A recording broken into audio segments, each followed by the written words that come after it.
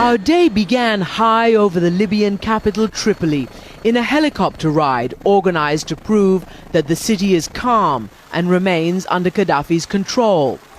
Even though opponents are closing in, having seized nearby towns as well as most of eastern Libya. Shortly after we touched down in one of the neighborhoods we had just flown over, a family was burying one of at least 9 protesters who had been shot to death here last week. The mourners began chanting, "Beware Gaddafi, you too soon will be buried here." But in other parts of the city, other chants. These people were shouting for Gaddafi as they were waiting in long lines around the banks for a handout from their leader, about $450 or 1 month's salary. Meantime, Colonel Gaddafi himself had yet to give an interview when we were suddenly called to meet him this evening.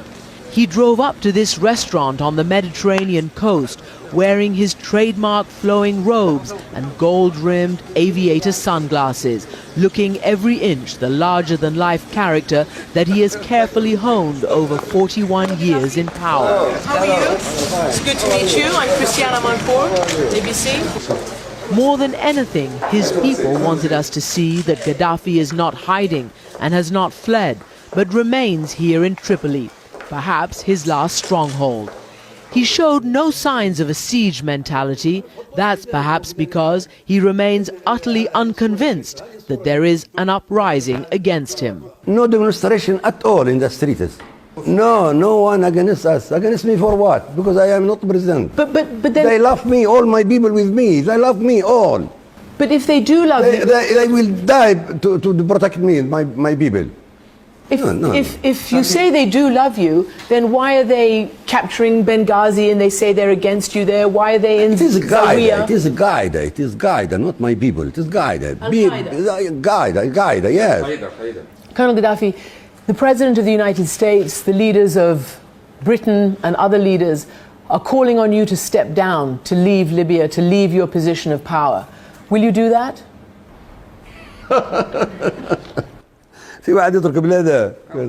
Who would leave his homeland? Why do I leave my homeland? Why do I leave Libya? They say that they've done it because you have ordered force against your people, shooting of protesters. This is lying, 100%. They say that you ordered air attacks against people, against civilians, and helicopter gunships. Your own pilots, Air Force pilots, at least 2, have defected, saying that they did not want to carry out orders against the people. Did you give such orders?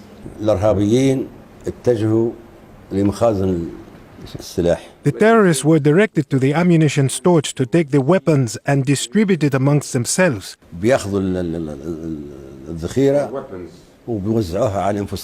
So the orders were given to strike these places with planes, so the weapons don't get in the hands of the terrorists. The international community is concerned about stockpiles of mustard gas or other kind of chemical weapons.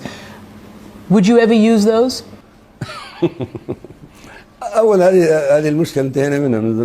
First of all, this problem, we fixed it a while ago with Britain and America. We finished it. Is it even possible for a person to use chemical weapons against his own enemy in this modern age, let alone his own people?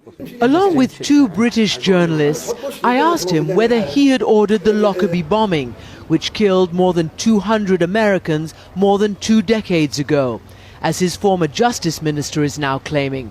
Gaddafi would not give a direct answer. This is a door to a conversation we are finished with. I am not prepared to walk between graves. But despite Lockerbie, Gaddafi was brought in from the cold several years ago after giving up his weapons of mass destruction. The United States and other countries lifted sanctions and started doing business with Gaddafi again. Do you feel betrayed by the United States? How do you account for how they are towards you now, today? Of course, it's a betrayal, a big betrayal. And there are no manners, it's silliness, beyond silliness, that the world can base their decisions on media reports. Is it possible that the world's decisions are being based on these reports? Political decisions. They should be looking for the truth of what is happening on the ground in Libya, then make their decisions. We asked him what he thought of President Obama. My opinion I've said before on many occasions. I believe he was a good young man. I supported his international policies, and the relationship between the two countries has changed. But it seems he's been misinformed, and I can't believe the statements he has made. He said he thought outside powers wanted to recolonize Libya, and he vowed to fight off any invaders alongside the Libyan people. For Nightline, I'm Christiana Manpour in Tripoli.